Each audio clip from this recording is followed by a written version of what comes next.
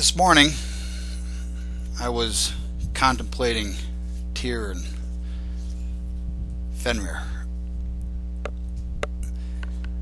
contemplating how they apply on a personal level, thinking about some of the things in our lore about how Fenrir was bound. Twice he broke his bounds, and then the third time the bounds held, and that's where Tyr lost his hand to Fenrir. How does that apply to us individually, just on a personal level, the allegorical meaning of it? Well, not knowing what some of the Old Norse or the Icelandic words translate to with some of the old bindings that were used for Fenrir on the first two times. He did break them, and then they used magic to secure Fenrir the last time, and they were made from the noise of a cat, the beard of a woman, mountain roots, bear sinews, fish breath, and bird spittle. That's what the Gleipnir was made from. All those things no longer exist. Someone might say, well, bear sinews do, but this meant the long sinews, the long muscle fibers. Bears do not have any long muscle fibers. All their sinews are short. So everything that was used to make Gleipnir is no longer in existence. Fenrir is the wolf that in Ragnarök destroys Odin, and then Fenrir is destroyed by Odin's son. Just on a personal level, Ragnarök, how does that apply to each of our lives? Well, unlike Jewish fable in their Bible, like Joshua 10, I think it's verse 13, says that the sun stood still in the sky. Time indeed keeps marching on. The sun does not stand still, and won't stand still for us. Each one of us is getting older, and we try to bind that creeping old age. It's getting that wolf called old age keeps getting bigger and bigger. One day it will devour us, so we try to bind it. It keeps on breaking its bounds. Try to nail it to a rock using magic. Lasts for a while, but one day at our Ragnarök, our personal Ragnarök, called the end of our life, that wolf called old age is gonna consume us. And then what happens? Well, then our offspring, our youth, our posterity will kill that wolf that devoured us in our old age, and then they'll have the same battle, and that will be a process that continues to repeat itself. So the wolf, Fenrir, spends time among the gods, just like we spend our time. Some of it's wasted, some of it's put to good use. The wolf Fenrir, who was cast out, bound up, and he returns at the end, old age. After he destroys us, the younger generation of gods, Odin's son, exists to carry on. So even on a small scale, an individual scale, on how this applies to our personal life, it has a deep meaning. Fenrir the wolf. Now, to get that wolf bound to the stone, Tyr had to put his hand in to the wolf's mouth. The wolf joint comes from the joint of the wrist. Comes from that happening where Tyr, who had the trust of Fenrir because he fed him, Fenrir did not want to have the fetters put on. Tyr said, "I'll put my hand in your mouth." When the bind's going to break, Fenrir ripped off Tyr's hand. The courage that Tyr showed, the honor, the sacrifice to bind Fenrir. Now there's something stuck out as I was contemplating all this, because we have Fenrir is bound for an unknown length of time until Ragnarök. Fenrir is offspring of Loki and Angrboda. So is Hel, or Hela, and Jormungand, the Midgard serpent. There's 3 offspring. One of them is cast down to earth. That's Hela. She becomes the giantess, goddess of the underworld. 1/3 is cast to earth. Sounds almost like someone stole our lore, wrote it into something that maybe is called a Jewish New Testament. Then you also have the binding for an undetermined amount of time that returns at the final battle. Binding of Fenrir. That sounds like something that was stolen and put into a New Testament also. You also have a beast that comes out of the ocean and one comes out of the land. Our lore is ancient. Our belief system is ancient. Tacitus on Germany had said this, and I quote, "The Germans, I am apt to believe, derive their original from no other people, and are nowise mixed with different nations arriving amongst them. Since anciently those who went in search of new dwellings traveled not by land, but were carried in fleets, and into that mighty ocean so boundless, and, as I may call it, so repugnant and forbidding, ships from our world rarely entered. Moreover, besides the dangers from a sea tempestuous, horrid, and unknown, who would relinquish Asia or Africa or Italy to repair to Germany, a region hideous and rude, under a rigorous climate, dismal to behold or to manure, which to cultivate, unless the same were his native country. In their old ballads, which among them are the only sort of register in history, they celebrate Tuisto, a god sprung from the earth, and Manus his son, as the fathers and founders of the nation. To Manus they assign 3 sons, after whose names so many people are called: the Ingavones, dwelling near the ocean, the Herminones in the middle country, and all the rest, the Insteavones. Some, borrowing a warrant from the darkness of antiquity, maintain that the god had more sons, that thence came more denominations of people, the Marcians, Gambrians, Suevians, and Vandalians, and that these are the names truly genuine and original. For the rest, they affirm Germany to be a recent word, lately bestowed, for that those who first passed the Rhine and expulsed the Gauls, and are now named Tungrians, were then called Germans, and thus by degrees the name of a tribe prevailed, not that of the nation, so that by an appellation at first occasioned by terror and conquest, that afterwards chose to be distinguished, and assuming a name lately invented, were universally called Germans." End quote. Now, obviously that's written by Tacitus, and he's going to put in some of his own personal feelings on there, like Germany being a region hideous and rude. A lot of your old writers like Caesar would do the same thing. They're writing from their own personal bent, bias.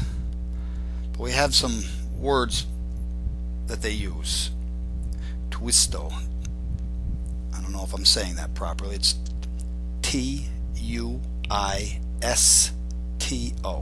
He's a god of the earth, and Manus his son. And to Manus they assigned three sons. Now we have the names of Ingavones. The Ingavones are also, they deal with the Frisians, because Ing was another name for Frey. But then you have the Suevians, Suevians. Now, there was on the eastern frontier of Gaul, ancient Gaul, a powerful confederation of Germans who called themselves the Suevi. Grimm, and after him Latham, think the word is of Celtic origin, Suevi. The Suevians are also commonly considered the ancestors of the modern Suebians. Latham, however, argues that the Suevi of Caesar's writings were the Catti, which is Catti, and that means like Hesse, Hesse, or Hesse, or the Hessians. The Heruds, whom Caesar mentions as following them, were the Cheruski, Cheruski. An example of them is the Saxons. So the Suevians, who were the ancestors of the Suebians, do not appear until the time of Alexander Servius, and were the same as the Alemanni. So we have a lot of different tribal names and ancestors going on between the Celt, the Germanic, using these Cheruski, the Suevi, which is a Celtic name, the Hessians, who Caesar attributes them to the Suevi, which is Germanic. And then you also have the Teutons. Now the Teutons is a word that's not necessarily German, even though people generally assign it to a Germanic word. In the Irish, which is a dialect of Celtic, Toth, Tuath, or Toth, Toth, means the north, and An means man. So you have Toth An. Okay, it's easily mistaken for Teuton, Teuton. That may have designated merely a Northman. So you have a Celtic word, Gaelic Celtic word from Gaul, Tuathan, or Tothan, Teuton, Northman.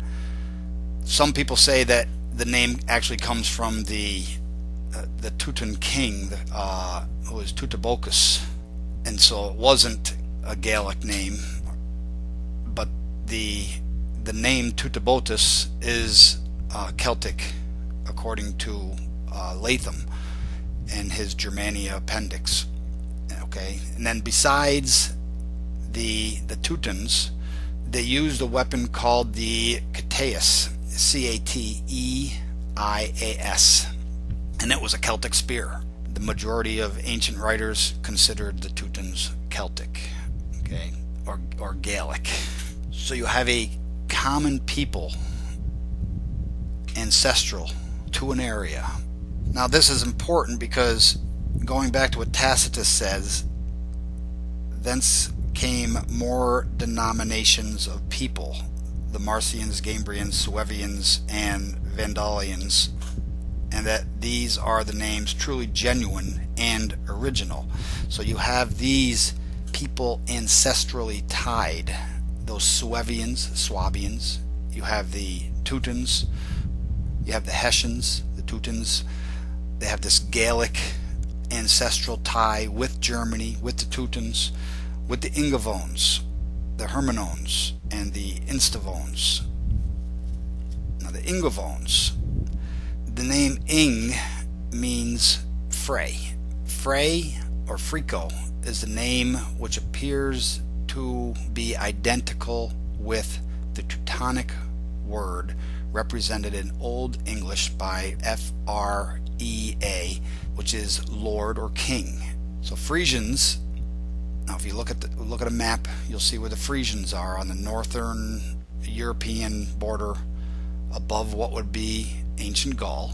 The Frisians believed they were the direct descendants of Ing, and they also honored him as one of their leading gods.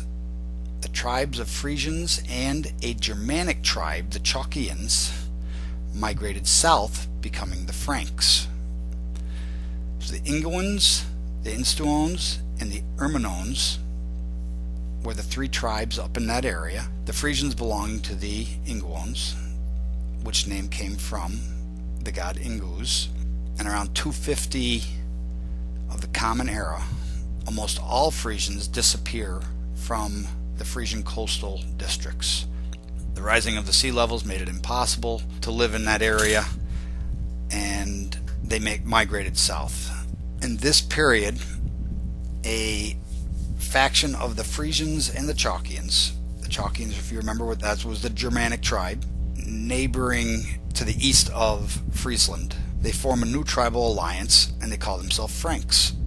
So what I'm trying to show here is we have this deep ancestral linkage. You have the Ingavones, the Herminones, the Instavones, the Suevians, the Hessians, the Teutons, the Gauls, the Celts, the Belgi. There's a deep ancestral link. And then Tacitus mentions about Tuisto, that they sang about him in their ballads, and they celebrate him. Now Tuisto is a variation of Tiwaz. Tiwaz comes from Tyr. So at the root and the heart of all of these people, these distant folk, related by blood, by belief system, is honor, doing what needs to be done to bind that wolf. And I'm not applying that to old age right now. This was ancient.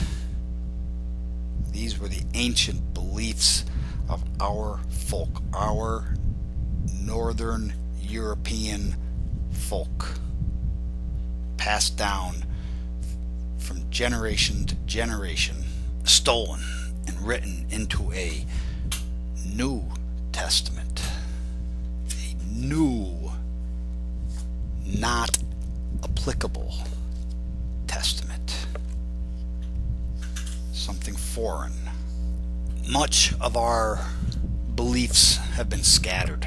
This new universal faith that came in and by force supplanted, using political pressure, political power, torture, barbaric methods, made this universal subjugation religion. But they stole the beliefs that were ancient to our people. It's time to return to our ancient beliefs. The only reason this stuff is lost is because in making their universal belief, they scattered the pieces to what was ancient. You have a little piece here, maybe in a calendar, a little piece there on one of the holidays that they stole. But the names of the tribes have been buried. You can dig them up, but you have to piece them together to realize that this is folk. Now you have wars that the French fight the Germans fight the British, the United States fights everybody for Israel,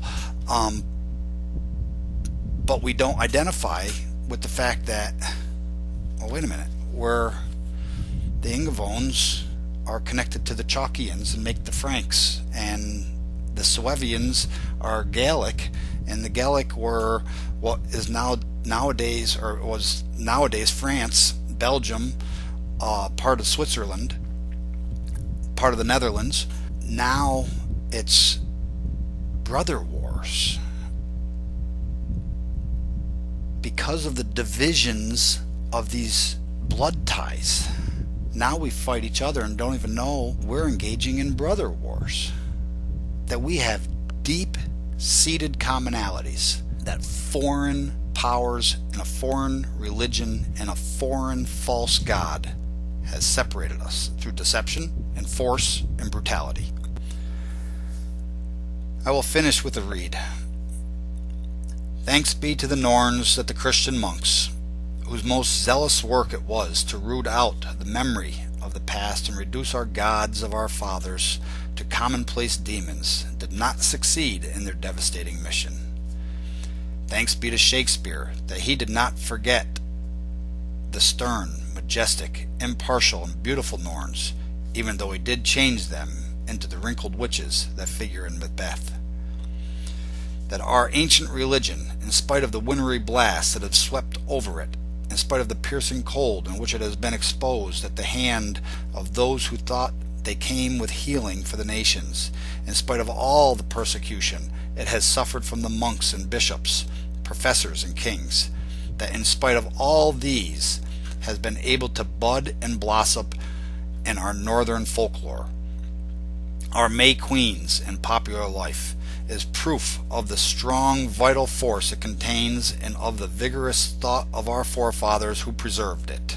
Entering the solemn halls and palaces of the gods, where all is cordiality and purity, you will find there perfectly reflected the wild and tumultuous conflict of the elements, strong rustic pictures, full of earnest and deep thought, awe-inspiring and wonderful. You will find that simple and martial religion which gave the Norsemen that restless, unconquerable spirit, apt to take fire at the very mention of subjection and restraint. That religion which forged the instruments and broke the fetters manufactured by the Roman emperors, destroying tyrants and slaves, and taught men that nature, having made all free, no other reason but their mutual happiness could be assigned for making them dependent. Hail our gods and goddesses. Hail our ancestors.